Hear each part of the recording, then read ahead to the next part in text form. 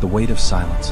The observation deck smelled like recycled air and old coffee. Commander Sarah Chin pressed her forehead against the cold viewport, watching Earth shrink to a blue marble against the black. Somewhere down there, her daughter was starting second grade without her. Somewhere down there, humanity had just learned it wasn't alone. The Kareth had arrived 3 months ago. Their ships were elegant things, all curved metal and soft light, nothing like the angular warships humans had imagined. They'd come with open hands, speaking perfect English through some technology Sarah didn't understand. They'd come with gifts: fusion reactors that could power entire cities, medical scanners that could cure cancer, agricultural techniques that could end hunger. They'd come with a contract. Sarah turned from the viewport. Behind her, the horizon's edge hummed with activity. 73 human scientists, engineers, and diplomats, all heading to Kareth Prime for what the aliens called cultural integration. What humanity's leaders called an opportunity we can't refuse. What Sarah's ex-husband had called abandoning your family for aliens who probably want to eat us. Commander? Lieutenant Marcus Webb stood in the doorway, his dark skin ashen. You need to see this. She followed him through the narrow corridors to the communications bay. Dr. Yuki Tanaka sat at the main console, her fingers trembling over the controls. The linguist hadn't slept in 2 days, too excited about finally meeting the Kareth face to face. Now she looked terrified. Show her, Marcus said quietly. Yuki pulled up a file on the main screen. I was practicing Kareth phrases. Thought I'd impress them when we arrived. So I ran their welcome speech through the translation matrix again. Different parameters this time. Slower processing. Word by word instead of contextual. The Kareth ambassador's voice filled the room, melodic and warm. Below it, new English subtitles appeared. We come in peace. We bring you gifts. We will make you comfortable. We will make you safe. We will make you forget. Sarah's blood went cold. That's not what the official translation said. No. Yuki's voice cracked. The official translation said, we come in peace. We bring you gifts. We will ensure your comfort, your safety, your happiness. But happiness and forgetting. In Kareth they're the same word. The same concept. Marcus leaned against the wall. I checked the fusion reactor specifications.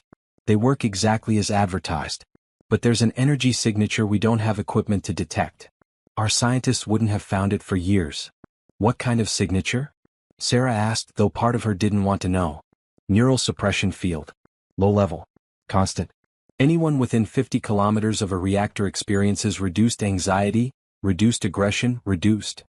He swallowed hard. Reduced independent thought. Sarah looked at the screen at Earth spinning peacefully below them. 73 Kareth reactors had been installed in the past month. Gift number 1. By now, nearly 1 billion people lived within their range. The medical scanners? She asked. Yuki pulled up another file. They cure cancer by rewriting cellular memory. But they also rewrite neural pathways. Subtle changes. Making people more agreeable. More trusting. More willing to accept Kareth guidance. And the agricultural tech? Haven't analyzed it yet, Marcus said. But I'm guessing it's not just about growing more food. Sarah walked back to the viewport. Below, Earth gleamed like a jewel. Her daughter was down there. Her parents. 7 billion humans who thought they just made first contact with benevolent aliens. 7 billion humans who were being slowly, carefully, kindly enslaved. Why us? Yuki whispered. Why invite scientists and engineers to their homeworld? Because we're the ones who might figure it out, Sarah said. Better to have us far from Earth, surrounded by their people, breathing their air, eating their food. Better to integrate us first. She thought about the Kareth ambassador's smile. The warmth in those large dark eyes. The genuine seeming care in every word. Maybe they did care. Maybe they thought they were helping. Maybe in their culture, free will was a burden, independence a curse, and they were genuinely trying to save humanity from the pain of choice. That didn't make it right. We're 6 days from Kareth Prime, Marcus said. Once we arrive, we'll be completely under their control. And if we turn back? Yuki asked. Earth's government signed the treaty. They'll think we're insane. They'll think we're sabotaging humanity's greatest opportunity.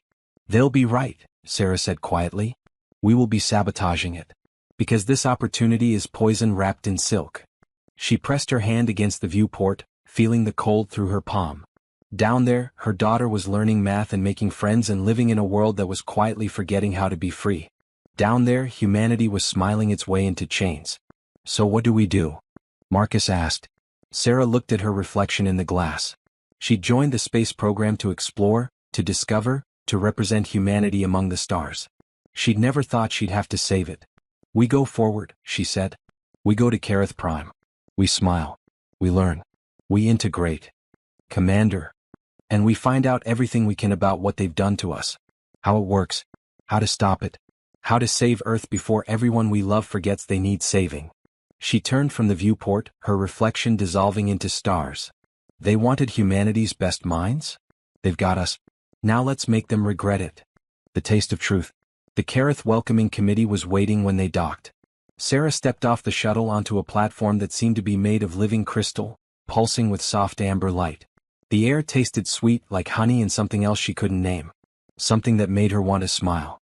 She didn't. Ambassador Velth approached with arms spread wide, his species gesture of greeting. He stood 7 feet tall, his skin a deep bronze that shimmered in the station's light. His face was almost human, 2 eyes, a nose, a mouth, but stretched and refined in ways that made him beautiful instead of familiar. "Commander Chin," he said, his voice like warm water. "Welcome to the beginning of your journey home." Home. The word settled into Sarah's chest wrong. This wasn't home. Home was Earth, 37 light-years behind them, slowly forgetting itself. Ambassador Velth. She kept her voice neutral. Friendly but professional. "Thank you for receiving us." Behind her, the rest of the human delegation filed out. She watched their faces as they breathed Kareth air for the first time. Dr. Tanaka's eyes went slightly glassy. Lieutenant Webb's shoulders relaxed in a way that looked almost drugged. Dr. James Porter, the mission's chief medical officer, actually giggled. Sarah felt it too. A warmth spreading through her lungs into her blood. A softness at the edges of her thoughts, like someone had wrapped her anxiety in cotton and tucked it away. Her daughter's face flickered in her mind, Emily, gap-toothed and grinning, and the usual ache of missing her faded to something distant and manageable. No. She bit the inside of her cheek hard enough to taste blood. The pain cut through the sweetness like a knife. Her thoughts sharpened. "The air," she said carefully.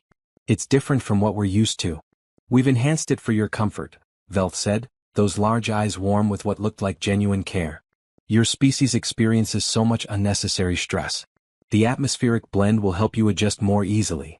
"How thoughtful," Sarah said, and meant it. That was the terrifying part. They were being thoughtful. They believed every word they said. Velth led them through corridors that curved like the inside of a shell, walls rippling with bioluminescent patterns. Other Kareth passed them, each one pausing to press a hand over their heart in greeting. Their faces held nothing but welcome. Nothing but joy at humanity's arrival. Sarah's team followed like children on a field trip, necks craning to take in the beauty. And it was beautiful. The Kareth had built something that looked like art, and science had made love and given birth to architecture. Everything flowed. Everything felt right. That was the weapon. Not guns or bombs, but comfort so profound that you forgot to want anything else. They entered a vast circular room where thousands of Kareth had gathered. The sound of their voices was like music, rising and falling in harmonious waves. As the humans entered, the crowd fell silent. Velth raised his arms. "Our honored guests," he called out. "Our new family. Today we welcome humanity into the collective. Today we share with them the peace we have known for 10,000 years. The Kareth erupted in sound that wasn't quite cheering, wasn't quite singing. It was approval made audible, washing over the human delegation like a warm wave. Sarah felt her team responding. Smiling. Some were waving back. Dr. Porter had tears running down his face. She bit her cheek again. Tasted copper. Stayed sharp. "We have prepared a feast," Velth continued. "Come. Let us celebrate the end of your isolation." The banquet hall defied physics. The ceiling opened to a sky that couldn't be real, 3 moons hanging in purple twilight, stars that moved in patterns that told stories. Tables stretched for what looked like miles, covered with foods that gleamed like jewels. Sarah's stomach growled despite everything. When had she last eaten? The protein bar that morning? 37 light years ago? Kareth servers guided each human to a seat. Sarah found herself between Velth and a female Kareth who introduced herself as researcher Kess. "You must be hungry," Kess said, her accent lilting. "Please try the suva fruit. It's a favorite among new arrivals." The fruit was blue and soft, split open to reveal flesh that sparkled. Sarah watched Dr. Tanaka bite into one at the next table. The linguist's eyes closed in what looked like ecstasy. "It's incredible," Yuki breathed. "It tastes like every good memory I've ever had." Sarah picked up her fruit, brought it close. The smell was intoxicating.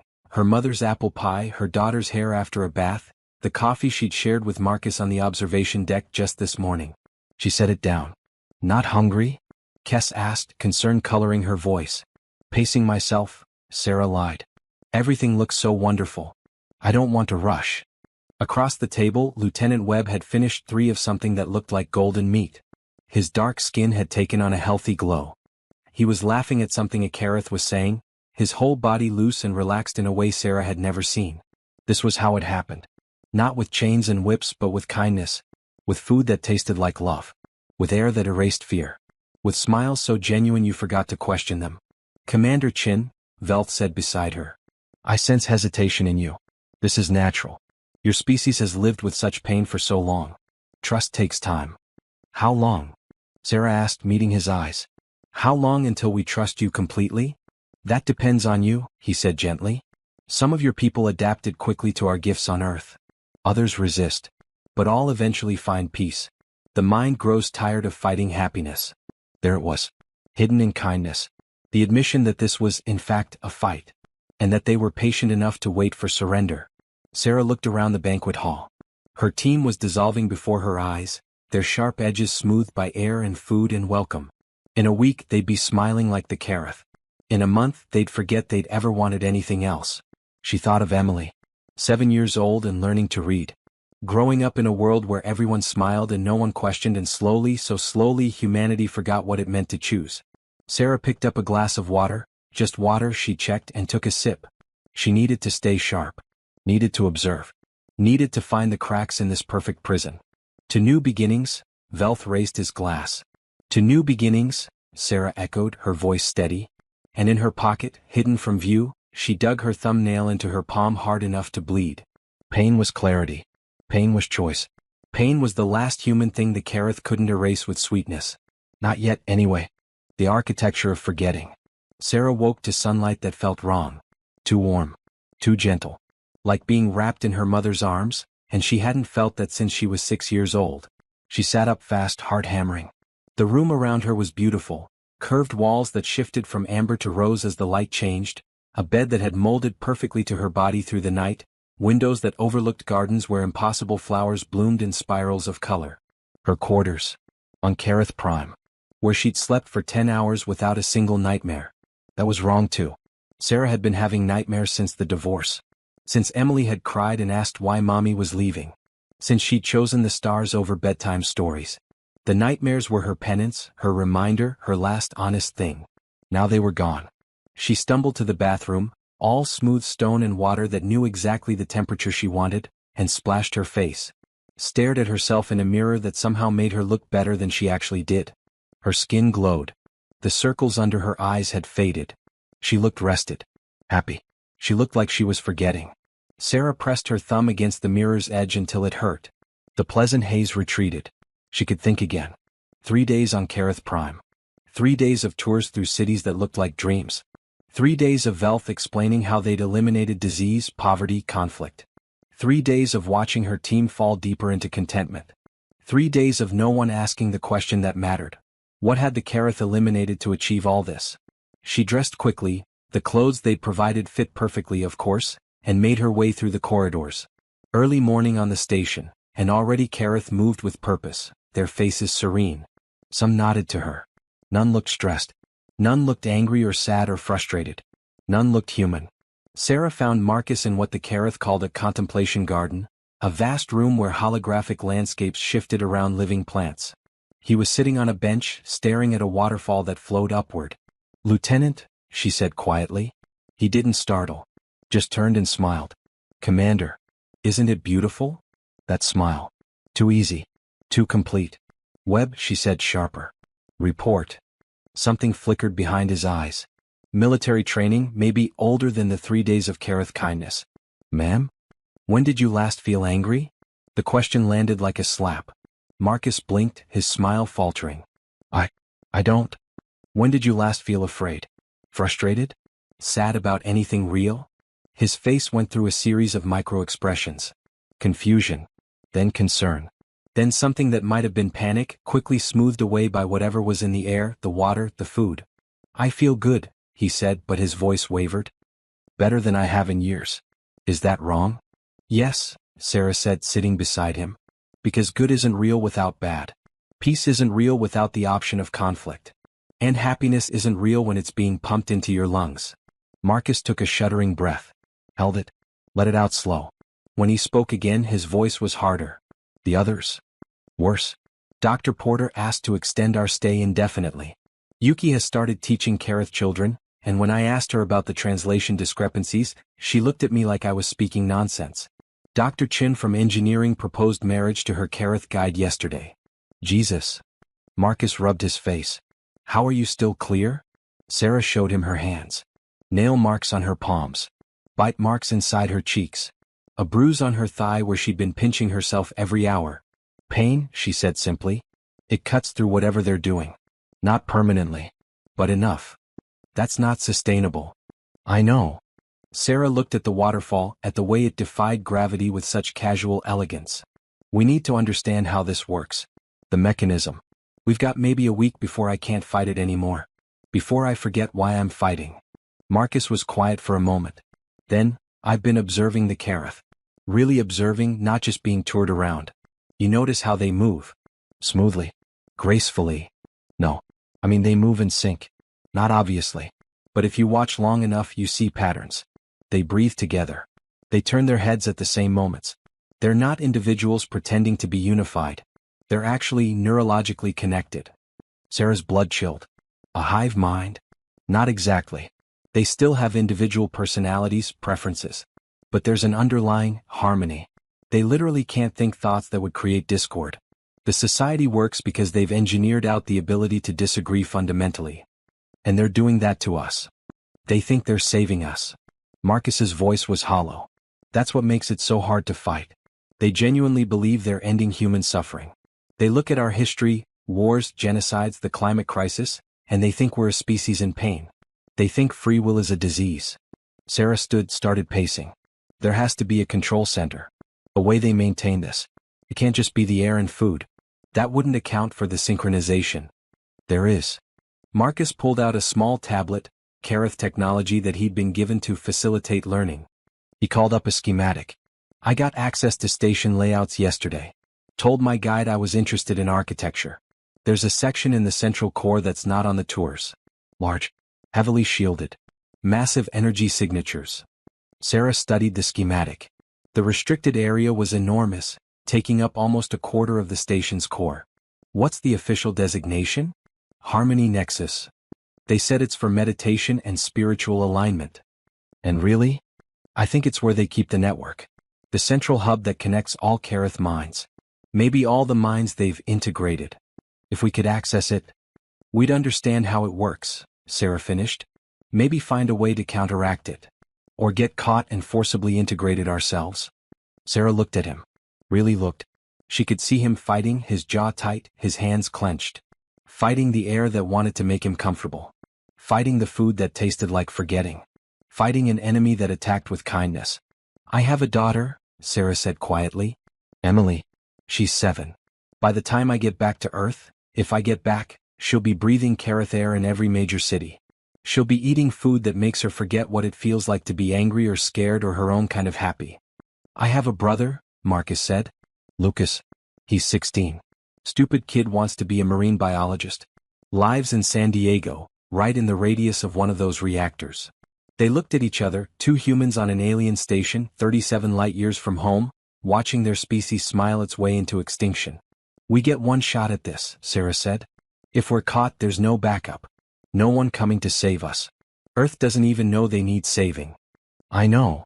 And even if we succeed, even if we figure out how this works, we still have to get the information back to Earth. Past Kareth ships. Past human governments who've already signed treaties. Past 1 billion people who feel better than they've ever felt in their lives. I know, Marcus said again. Then he smiled, and this time it wasn't the Kareth air making him do it. It was something harder. Something human. But I joined the military to protect people. This is just a different kind of war. Sarah nodded. A war where the enemy gave you gifts. Where the battlefield was your own mind. Where surrender felt like victory. Tonight, she said. During the evening meditation cycle, when most of the Kareth are in their synchronized rest period, we go to the Harmony Nexus. We find out what they've done to us. And if we can't get back out? Sarah thought of Emily's face. Thought of her daughter growing up peaceful and content and empty of the beautiful, terrible thing called choice. Then we make sure the truth gets out anyway, she said. Even if we don't.